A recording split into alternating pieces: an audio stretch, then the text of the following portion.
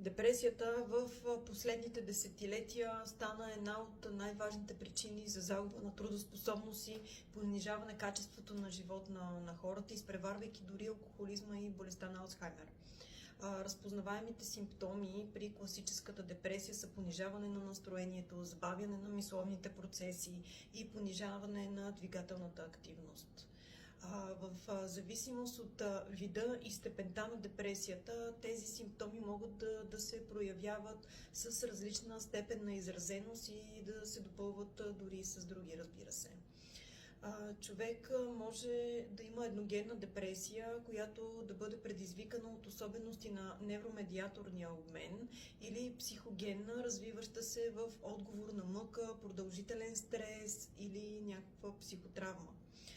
Не при всички депресията протича в тежка форма, често тя е скрита, с което оказва неблагоприятно влияние върху живота и секса. Симптомите й навярно са познати на много. Това е първият е нарушен сън. Може да се изразява в трудности с заспиването, човек дълго не може да заспи, върти се, има натрапливи мисли, някакви често тревожни, мрачни, това са преобладаващите. В друг случай човек се събужда в 3-4 часа през нощта и до сутринта той не може да заспи.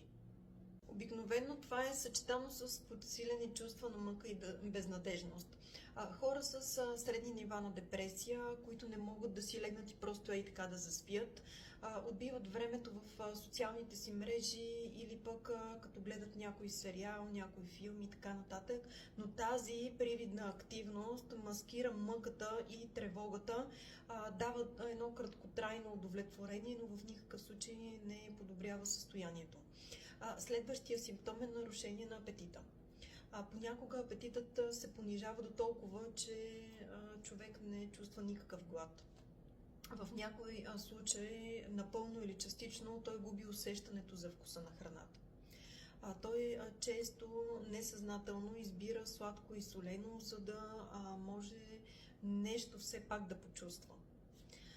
При депресия апетитът може да е повишен, понеже храната си остава едно от малкото неща, които доставят някакво кратковременно удовлетворение, удоволствие и така нататък на човек. Следващия симптом са хронични здравословни оплаквания без медицински причини за тях.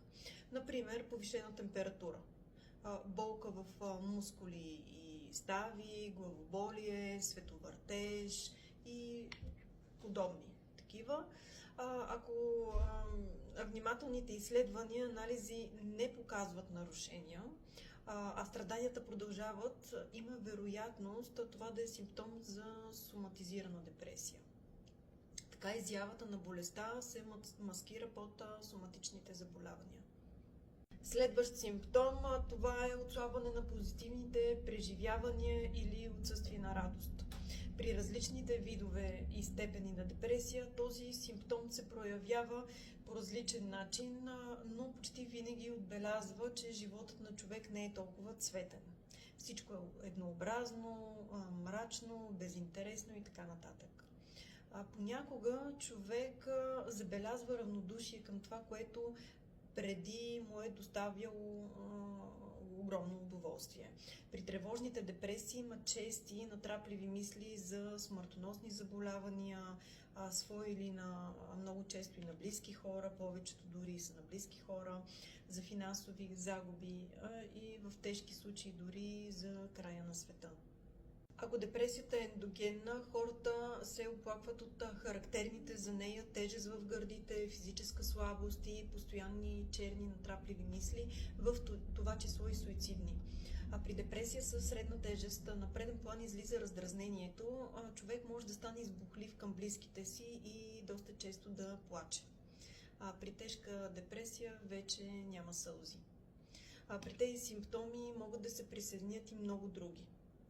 Същността на депресията е в това, че базовите потребности са снижени или няма достъп до тяхното удовлетворяване. Човек не иска или не може да се храни, не може да спи или не му се иска да се занимава дори с секс. Отначало трябва да се събуди вкуса към живота, а с него ще се върне и желанието.